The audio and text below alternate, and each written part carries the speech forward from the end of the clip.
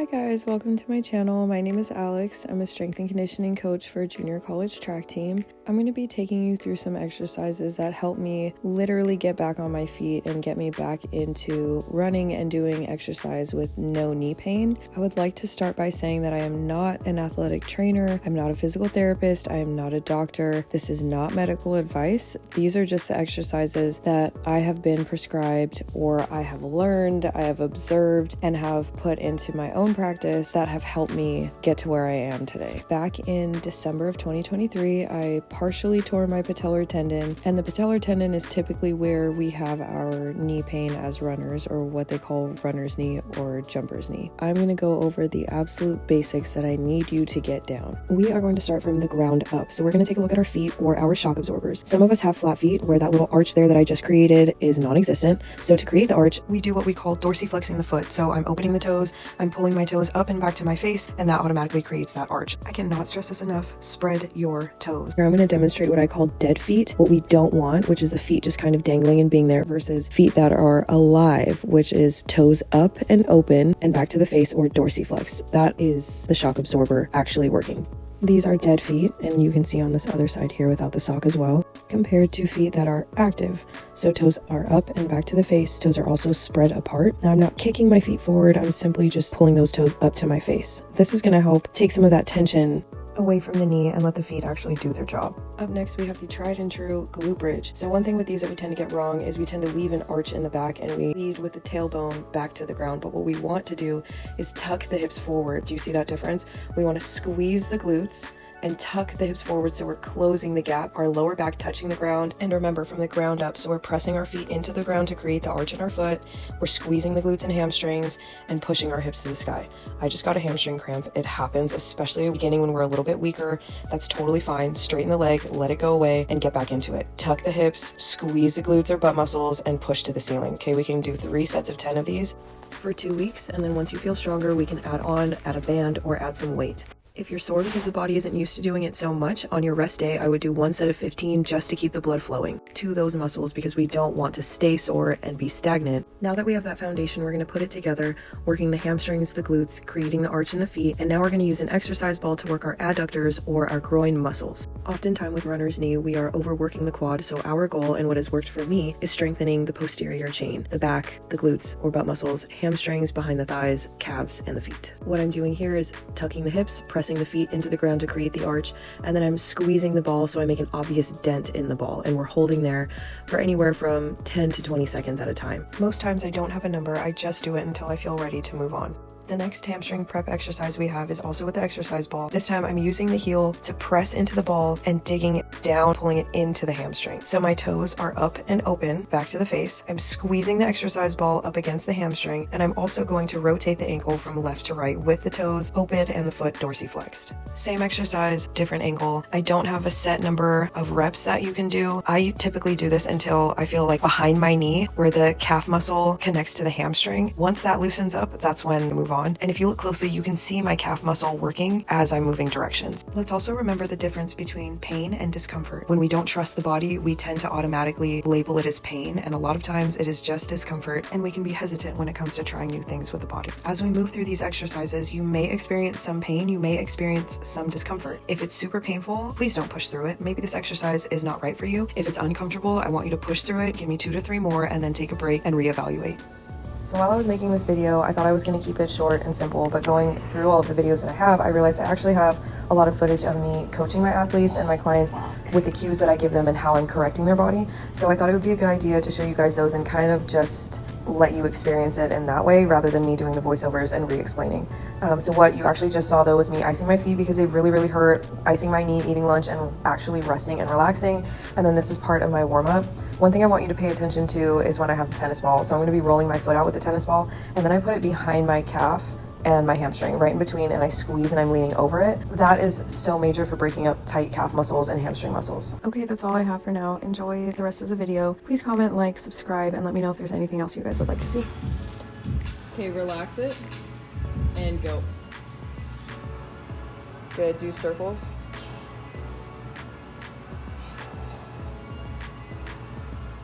Yeah. Starting off with the foundation, our feet or shock absorbers. Now up on the toes.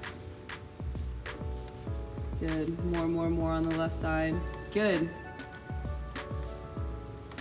Okay, let's bring your feet so they're right underneath the hips. Good. Pinch the spine. Perfect. Now I want you to lock the knees. Good. Let's take a look at that big toe. Big toe is big balance. Okay, let's bend the big toe. We don't want it to get stiff. That cuts off the muscle going all the way up the calf and causes some knee pain sometimes. Okay, now I want you to go up on the toes. Now big toe only. Good. Let the ankles roll in. Spread the pinky toes here. Good. So we're in alignment all the way up and into the hips. Roll to the inside a little bit more. Good. And then push forward. There. We really want it bent. It should feel like it's going to get... Okay, so touch with the ball of the foot first. Now big toe down. Spread the pinky toes. Good. Now press gas pedal only. Ankle only. Do more of this motion here. Go forward. Yep. There it is. That's exactly it. And then give me like 1 or 2 of the leg press version. So push the whole leg. Good. And 1 more.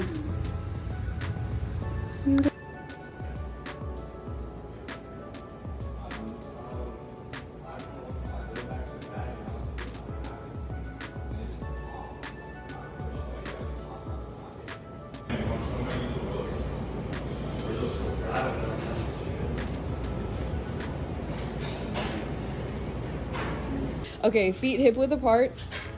Now go up onto the toes. Big arch. Can you go more? There. Okay, now go. Okay, the heel isn't dropping. We're keeping the arch and toes are spread. Okay, go ahead. Go normal. Okay, go ahead. You want me to do it in place? No, you can come towards me. Good. Go. Go. Good. Ooh. They do. Can you give me like 2 with the ankles rolling out? Yeah. And then lift up. That's what we want to avoid. Now roll the ankles in. Good. And keep the arch.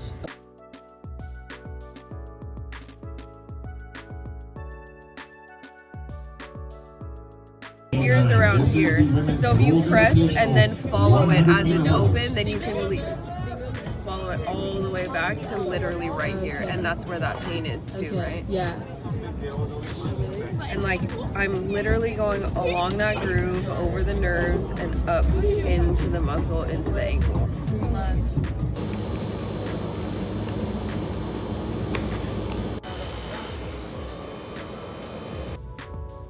Good. Make sure we're not moving at the hip. We want to keep that knee steady. Right. Yeah. Curl that big toe back a little bit more. Good. Good. Give me 3 more on this side, then we'll switch sides.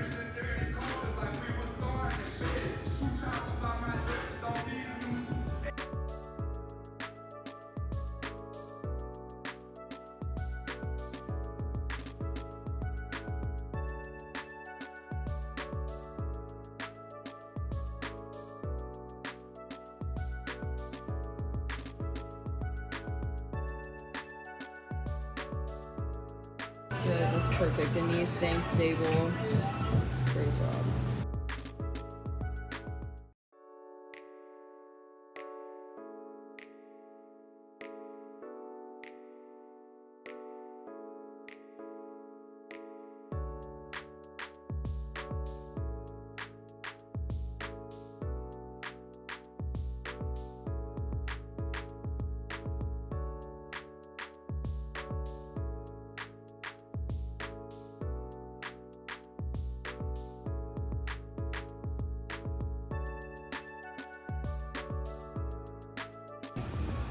Okay, go.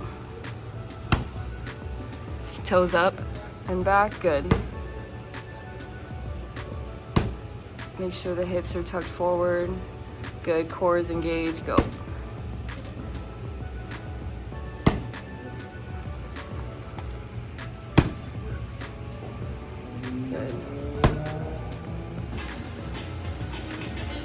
12, push.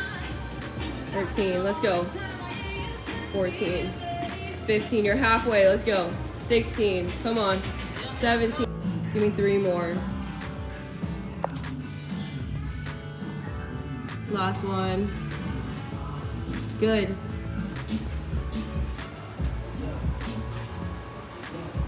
Good. Really pinch the ball with the heel. Good.